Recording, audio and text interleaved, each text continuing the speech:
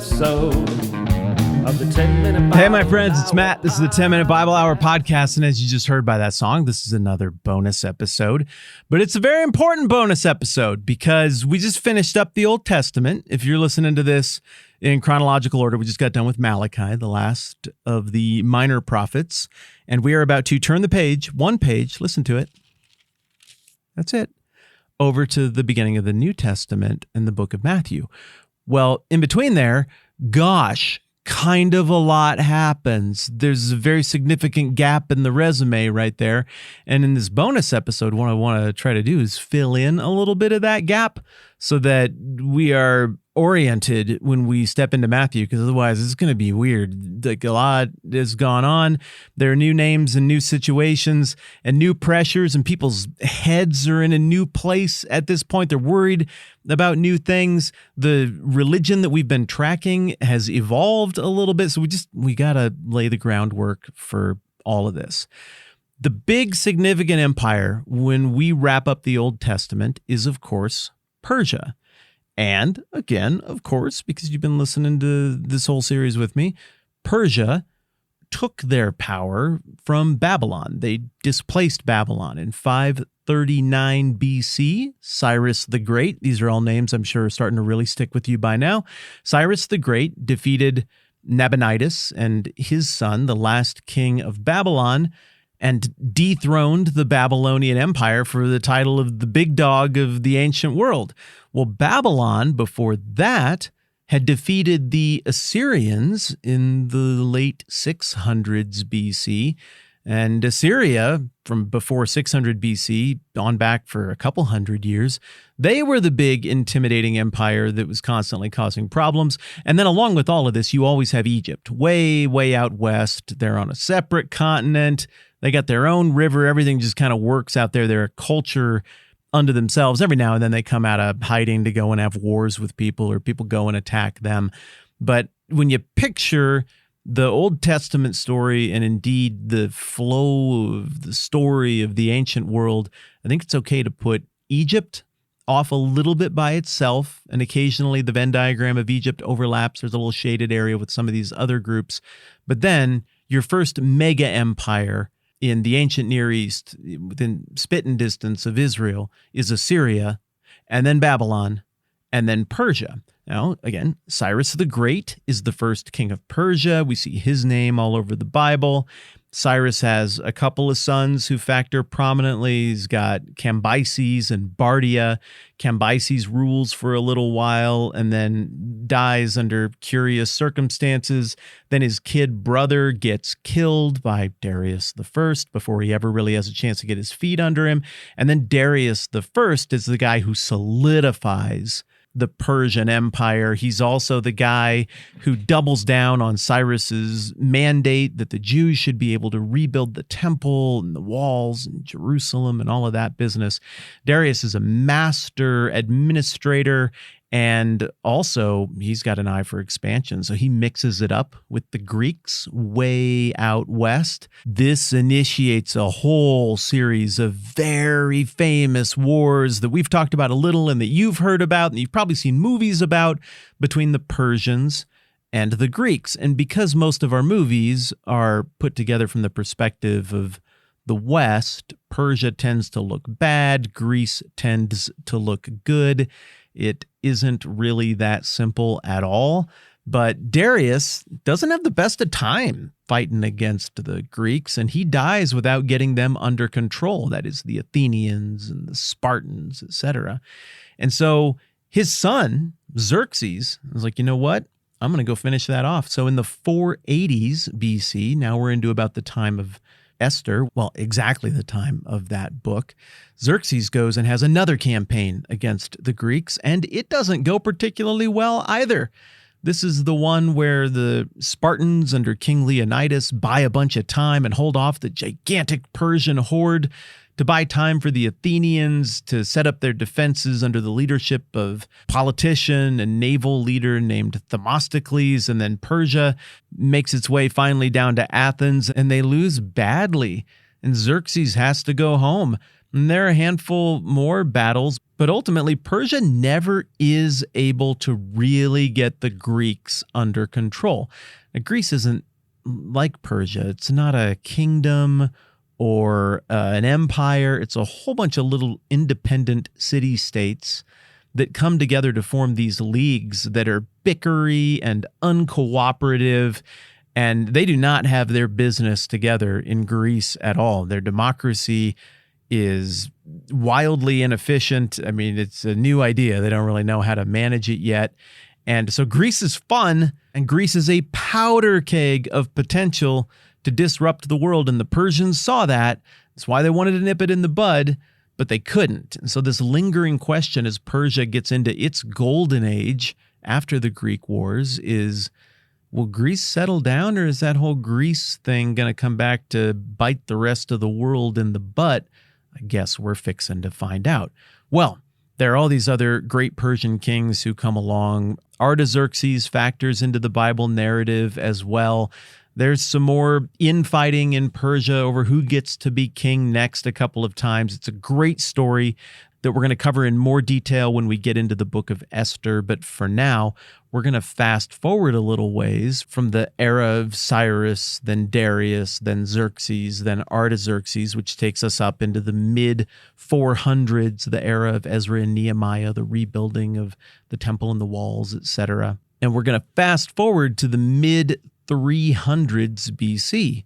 And at that time, a Greek-like, a culturally similar Greek people from just north of what is considered historical center-cut Greece, that being Macedonia, a people group from up there, they start to flex their muscles, and particularly under one great king, Philip II, there's this massive expansion, and a lot of these Greek city-states start falling under the sway of the Macedonians and Philip II, who again looks enormously Greek, sounds enormously Greek. Culturally, it's very Greek, but there's a little bit of wrinkle there. This is not exactly your classical Greek people, and that's why the Greek age is sometimes called the Hellenic age. The Hellenes, or Hellenic being an adjective to describe that which is Greek. This Macedonian age is sometimes called the Hellenistic age, that being Greek-ish, very similar to that. Well, Philip II dies under some nefarious circumstances, and his 18-year-old son, Alexander, takes the throne.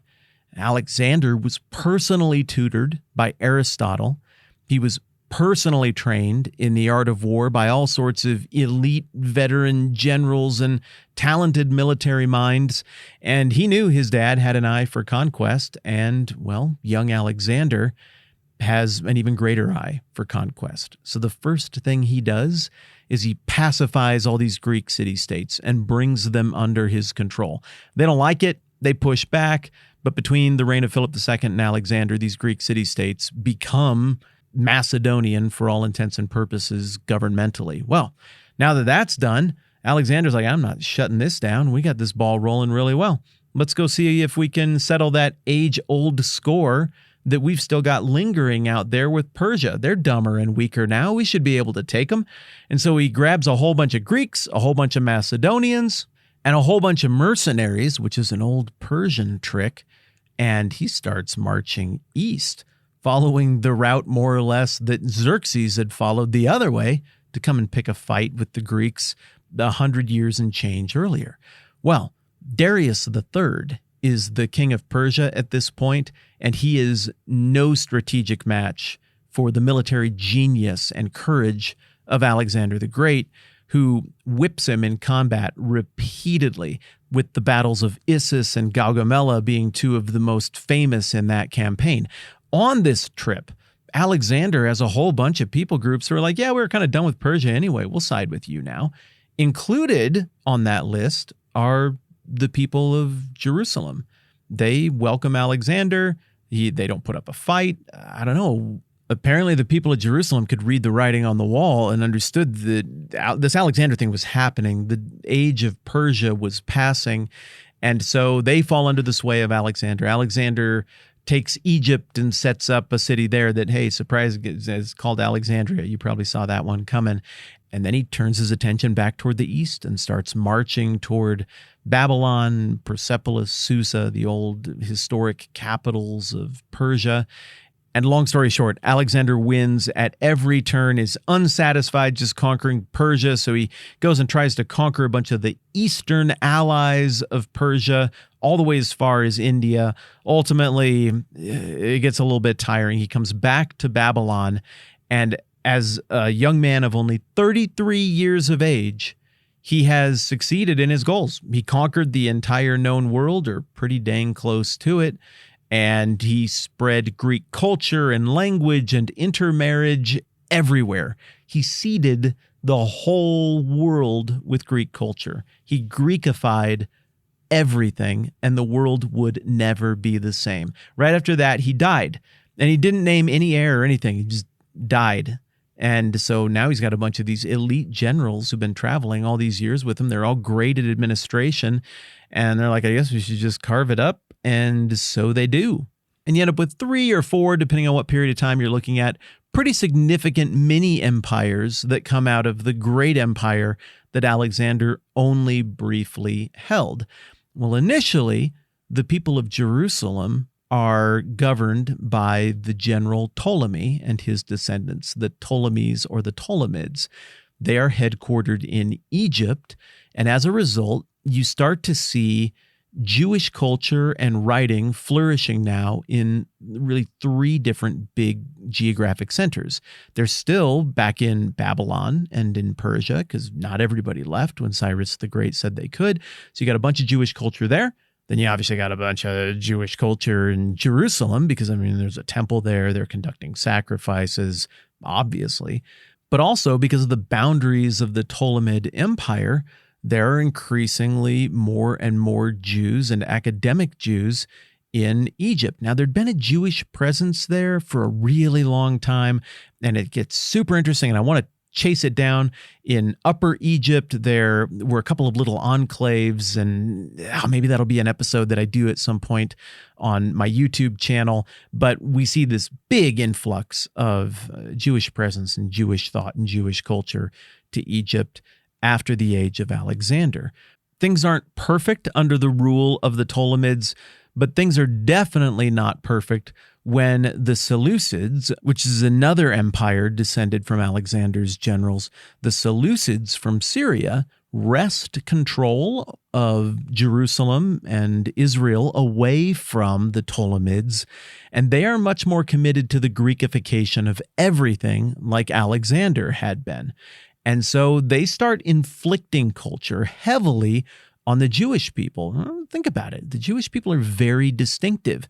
Think about their customs and cultures and laws, and heck, the scriptures makes them a very unique people group amongst all the people groups of the whole world that we've been looking at for this whole story of history. Well, that's a threat to the Seleucid emperors, and so they start to crack down. They start to do these obnoxious cultural campaigns to stigmatize the old ways and get people to embrace the hip, stylish new Greek ways. And this culture is bonkers. It completely jumps the shark during this time. It is so unfashionable to be Jewish for a little period of time that people are getting some kind of ancient world reconstructive surgery to make it look like they had never been circumcised for when they were competing naked in games, or I don't know, going to the bathroom at some public bathroom. Somehow people knew who was circumcised and who wasn't, and it was falling very out of fashion to look Jewish in that regard and not to look Greek. Well, as you might remember from the Old Testament, that circumcision thing, weird though it might be, is a very distinctive mark of the covenant with Abraham. And it's an important distinctive that means something to this people group, even if it might sound foreign to some modern audience members. And so the entire identity of this people is under attack. And the cultural values of the Seleucids are just bizarre and upside down and not sustainable. And I think people felt great despair during that time that any kind of common sense or values that could ever work for sustaining a civilization were all just vanishing in less than a generation. Well, the pressure mounts and the pressure mounts. And this one emperor in particular, Antiochus Epiphanes, is very threatened by the temple practices and the purity laws of the Jewish people. So he starts to mandate the violation of these laws. And somewhere in there, a line is crossed and a rebellion movement breaks out. There's an old priest named Matthias who has 5 sons, one of whom is the famous Judas Maccabees, and they famously will not bend the knee to one of these little, oh, just do this thing. I mean, it's just one small gesture to demonstrate loyalty to your emperor. Just do the thing. No, it's not that big a deal. We're just going to go ahead and have you do this gesture of subservience to the emperor religiously. Just go ahead and do it. It's not that big a deal. Just do it. Like, well, paraphrase is mine here. If it's not that big a deal, then why do you care so much that I do it? But Antiochus Epiphanes really does care that they do it because he's slowly asserting his authority as a living civic god, if you will, over the people of Judea. Well, along comes this old priest named Matthias and his 5 sons, and they finally had enough, and they refuse to do a thing and then violently rebel against this action that was being inflicted upon them. A revolution ensues. Eventually, Judas, one of these 5 sons, Judas Maccabees, emerges as the leader of this thing, and then they win. They throw off the Seleucid overlords, and they experience a period of independence. And sometimes it's called the Maccabean period. You'll hear it referred to as the Hasmonean dynasty. That's the name of a family of priests out of whom a lot of the kings, maybe all the kings of this era came. And it's really interesting when you go and look at this 100-year kingdom from 164 to 64, maybe 63 BC. What you see here is a microcosm of everything we've seen through the Old Testament.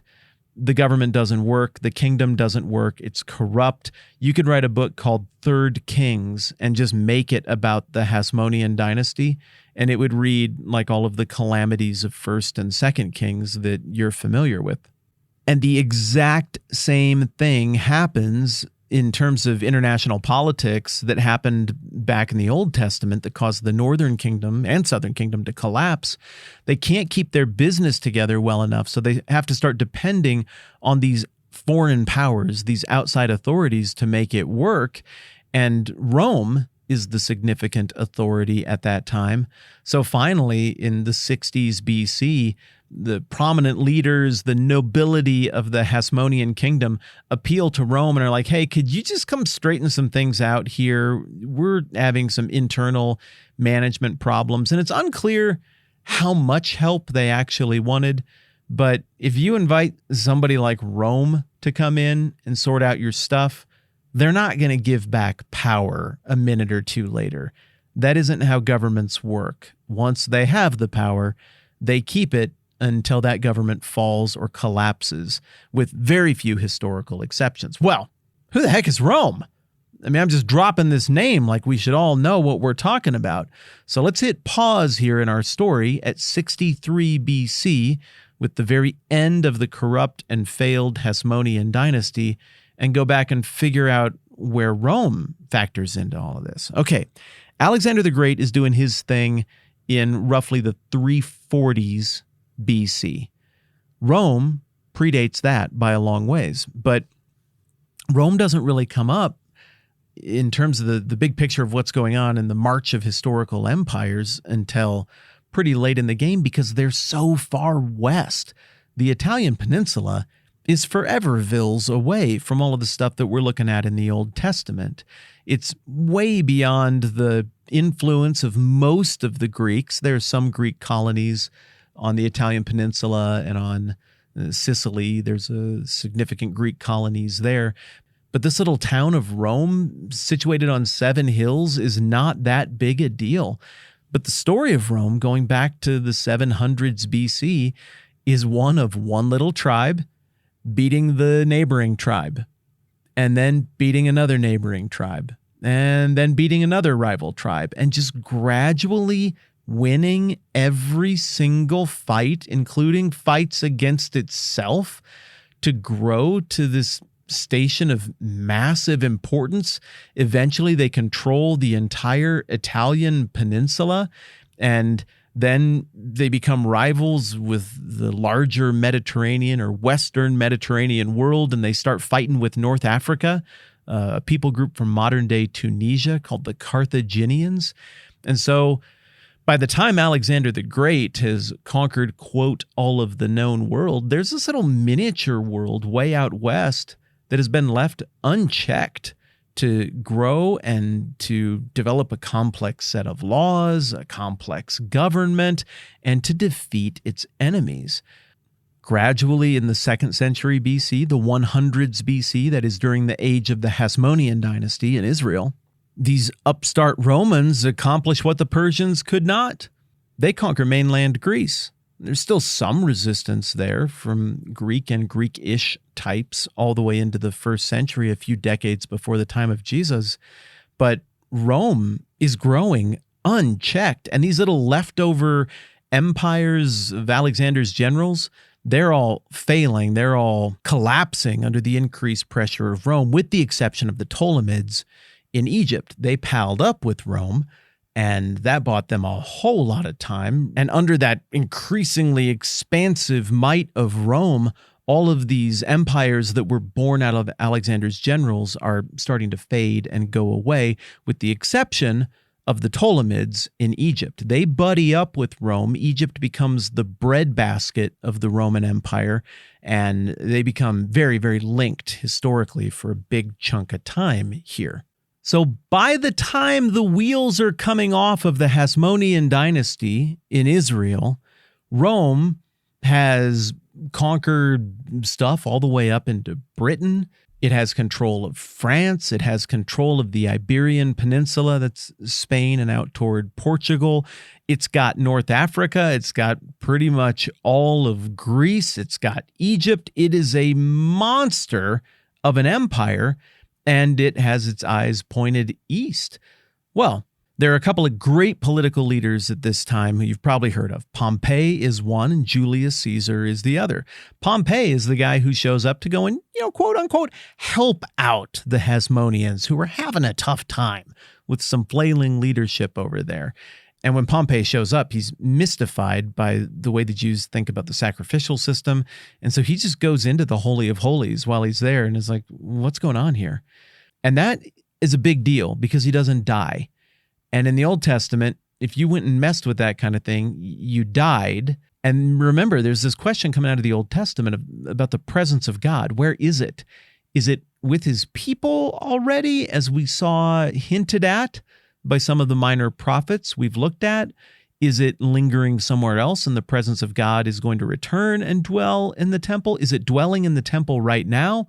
Well, if it was dwelling in the temple, then he didn't do anything to Pompey. And that's weird. And that causes, I think, an emotional, generational reaction to say we might need to take matters into our own hands politically here, and we need to get back to having our own independent kingdom. Rome isn't going to work out. And indeed, Rome proves to be, a pretty heavy boot on the throat pretty quickly. And it's shortly after the time of Pompey that Rome establishes a half-Jewish sort of Gentile foreign leadership family to rule on behalf of a proxy ruler on behalf of Rome. This is the Herod family. And the Jewish people are not crazy about this arrangement at all. And the Herod family, especially Herod the Great, is always trying to compensate. Like, I'm just going to build a whole bunch of things. I'm not even totally Jewish, but I'm going to be the best Jew ever. I'm going to make you the best temple ever, better than Solomon, bigger and better than all of that. I'll fulfill that Old Testament prophecy that this new temple is going to be great on my own, just using sweet, sweet, sweet Roman tax money. And it's just a weird, convoluted mess, but it's also a weird, convoluted mess back in Rome as we get into the middle of the 1st century BC, that is 50 years before the time of Jesus, and moving forward. So we got the Herod family making a mess of things during that stretch in Israel, but in Rome, you've got the very famous assassination of Julius Caesar. He gets too powerful, and the Senate doesn't like it, and they kill him. And then there's a big civil war, and you've heard of Antony and Cleopatra. She was descended from the Ptolemids. Antony was the right-hand man of Julius Caesar. They partner up in more ways than one, and they have a big fight with Caesar's godson, Octavian. And ultimately, Octavian is the winner, and he is established not as the new first citizen of Rome, but he's established with a new title, Emperor of the new Roman Empire. And that changes the game dramatically. So now we don't have a Roman Republic that's governed by a Senate anymore.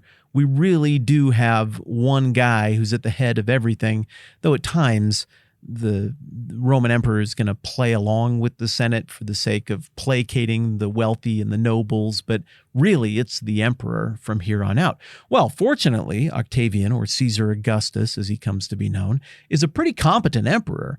And he's probably right up there in terms of quality with some of the other greats we've encountered in our journey through ancient history and through the Old Testament. He's up there with Cyrus. He's up there with Darius. He's up there with Nebuchadnezzar and some of the Assyrian kings who, though awful, were very, very talented. And so this is the guy who is in charge at the time that Jesus of Nazareth is born. And the census, or maybe there were two censuses that he called, happen under Caesar Augustus's watch to try to bring order and stability back to a Roman world that was wobbling a little bit. But at that time, Caesar Augustus is calling for this census and trying to stabilize things. It would have to be acknowledged that part of what he's trying to stabilize from is the increasingly laughable late reign of Herod the Great, who's just losing it. He's become paranoid and murderous and narcissistic. He keeps killing all of his own family members. He's creating his own succession crisis there. Herod the Great casts a very long shadow. He's a legendary ruler, but he dies very shortly after Jesus is born. And Rome steps in, is like, yeah, we need to have a say in how things get divided up. This was kind of a mess with Herod the Great. And they divide his kingdom into 4 parts. And 2 of his sons each get 1/4, get one part of that now 4-part empire, and they are called tetrarchs. And they try putting one of Herod's sons in charge of half of it. He gets the title ethnarch. And ultimately, that ethnarch disappoints, and we end up in a situation where you've got one significant descendant of Herod who really factors heavily into the story of Jesus. That is Herod Antipas.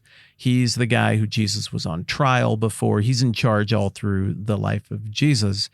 But then you've also got now Rome saying, we need to be more present. We're going to put a governor in place there. And of course, the most famous Roman governor of Judea is Pontius Pilate, who Jesus also goes before on trial later on in his life.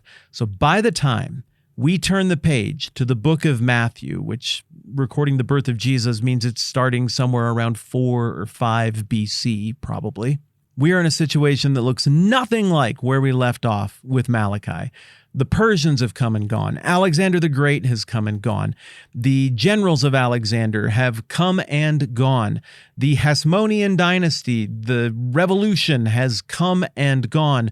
The Roman Republic has come and gone.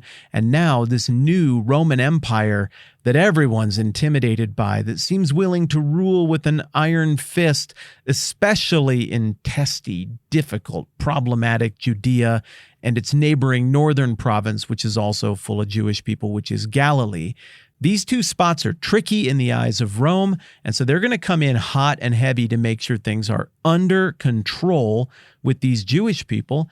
And as you can imagine, there are going to be a few different responses to that. Some of the Jewish people are like, we need to welcome our new overlords, and we need to enjoy the presence of their boot on our neck. We just need to find a way to make the best of it and appease. There are other people who seem to have the attitude of, let's put our head down and wait. Hopefully this will blow over like so many of these other imperial moments have blown over. And then there are other people who are like, no, we need to take up arms and we need to kill them. Now, within each of these groups, there would be a different mentality as to what that whole Old Testament Messiah business is about. Because remember, that's still floating out there, that there's this suffering servant who is to come, this descendant of David who's going to sit on this throne forever. Clearly, that wasn't reestablished by the Hasmoneans, so that wasn't it. But what is it? How can that happen with Rome right there? And so people are starting to shift gears to say the Messiah, he's going to be a general. He's going to be somebody who's going to come along. He's going to be mightier than Alexander the Great. He's going to be mightier than the great Hannibal of Carthage, who almost defeated the Romans. He's going to be mightier than Julius Caesar or Pompey Magnus or any of these other great characters. He's going to be the greatest military leader ever, and he will establish a kingdom even bigger than Persia, even bigger than Rome, and then everybody will come to the new capital, which will be Jerusalem, and in that we will see satisfaction of what the prophets predicted about everybody coming to the temple and learning from us. And in that will be satisfied what was promised to Abraham, that all the nations will be blessed through us. They developed a militaristic understanding of how those prophecies were going to be satisfied. That is one read on prophecy that is not exclusive to Jewish people. Lots of different expressions of Christianity have flirted with that over the centuries as well. It's a very tempting way to view a solution to the problem, to say, like, everybody's gone crazy, everything's broken, somebody's just got to come with a sword and solve all of this stuff. But as we see when we turn the page to Matthew, those expectations are not met. That isn't who Jesus is. When one of his followers picks up a sword to maybe even rightly defend Jesus, Jesus tells him to put it down. He says, everybody who takes up the sword is going to die by the sword. You live by the sword, you die by the sword. Jesus is not playing this game. He's not going to ride into Jerusalem on a war horse like Alexander did riding into Babylon in conquest. He's going to ride in on a donkey. He's not only not going to wield a sword, he's going to tell people to put it down, reminiscent of that stuff from Micah and Isaiah about beating the swords into plowshares. He's not going to outmaneuver people politically. He's not going to engage in court intrigue and use reputation assassination to destroy his enemies and advance his own position. He's not even going to go and make a great argument in the courts to prove his innocence. No, he's going to be the suffering servant who comes as the Lamb of God, completing the ideas set forth in the sacrificial system. He is going to lay down his life to make a new family of faith, to set up a system, a relationship between God and man that could actually work. Because through the whole Old Testament, like we talked about, we tried a zillion different iterations of relationships between God and man, and none of them got it done. This calls for a new deal, a new covenant, a new relationship, a new mediator, a new situation. And not very many people are immediately ready for it or anticipating it when Jesus shows up in the book of Matthew. And one other important note about stuff that changes from the Old Testament to the New Testament is the bad guys. It's not really the Romans. I mean, kinda. They pull the trigger on executing Jesus eventually. But the bad guys are the religious leaders, the priestly class.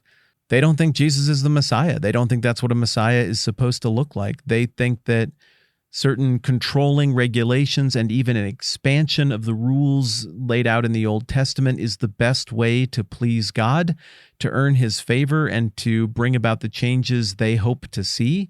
Things have deteriorated into a cold, weird, dead, stale religion that has all kinds of injustice, just like the injustices we saw so often throughout the whole Old Testament, baked into it. And so when Jesus shows up, he's going to take serious exception to what the religious leaders are doing in Israel, and they're going to take serious exception to him. And that's a little wrinkle that on your first straight through read of the Bible, if you're coming at this cold, you might not anticipate. There's a ton more that we could dive into, and I mean, it's 400 plus years of history. There's so much that we could flesh out.